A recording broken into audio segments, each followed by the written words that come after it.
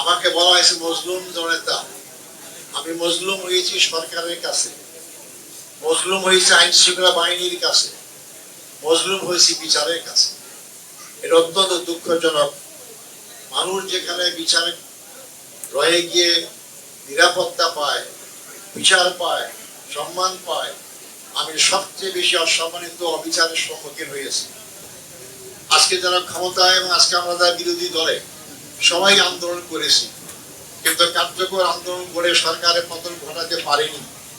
কিন্তু সামান্য একটা বৈষম্যিক আন্দোলনের মধ্য দিয়ে আপনারা জানেন কয়েক মাসের ব্যবধানে সর্বত্র রংপুরে আবু সাইদের বুক পেতে দেওয়া হত্যাকাণ্ডের মধ্য দিয়ে যে স্ফুলিঙ্গ সারা বাংলাদেশে ছড়িয়ে পড়েছিল, যার পরিণামে সরকার এটাকে তাচ্ছিল্য করেছিল। কিন্তু মাত্র কয়েক মাসের ব্যবধানে 5ই আগস্ট এমন এক পরিণতি সৃষ্টি হলো বাংলাদেশ ইতিহাসে, সরকার শুধু ক্ষমতাচ্যুতই হয়নি, দেশ থেকে পালিয়ে যেতে বাধ্য হয়েছে।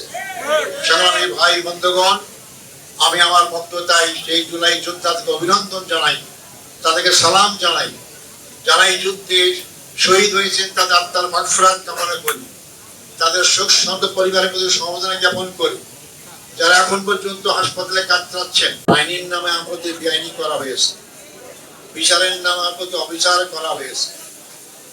আমাকে বলা হয়েছে মজলুম জনতা। আমি মজলুম হয়েছি সরকারের কাছে, মজলুম হয়েছে আইন শৃঙ্খলা বাহিনীর কাছে, মজলুম হয়েছি বিচারের কাছে। এটা অত্যন্ত দুঃখজনক। মানুষ যেখানে বিচারে রয়ে গিয়ে নিরাপত্তা পায়, বিচার পায়, সম্মান পায়, আমি সবচেয়ে বেশি অসম্মানিত অবিচারের সম্মুখীন হয়েছি। সম্পূর্ণ অযৌক্তিক সাজানো নাটকের মাধ্যমে আমাকে ফাঁসি দেওয়া হয় এবং সুপ্রিম কোর্ট বহাল থাকে। আমি একটা শুধু উদাহরণ দেব।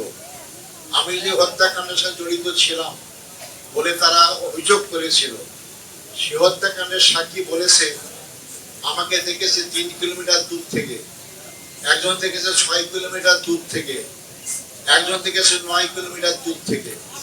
আমার আফসোস, সাক্ষীরা মিথ্যা কথা বলতে পারে, কিন্তু বিচারক তো সাক্ষীর ভিত্তিতেই মূল্যায়ন করে বিচার কার্য সম্পন্ন করেন। ওই সময় ব্রিটিশ সরকারের অন্ধ এই সমস্ত বিচারকরা এটাকে বিশ্বাস করে আমাকে ফাঁসি সুপ্রিম কোর্ট বহাল রাখলো। 24 সালের জুলাই বিপ্লব না হলে আল্লাহ হয়তো আমাকে আজকে আপনাদের সামনে হাজির করার সুযোগ দিতেন না। আপনারা বলতে পারেন যে আমি কবর থেকে বেশি আপনাদের সামনে হাজির হয়েছি। এটা শুধু আমার নয়, এই বিগত 16 বছরে বাংলাদেশের হাজার হাজার লক্ষ লক্ষ মানুষকে এরকম জুলুমের শিকার হতে হয়েছে।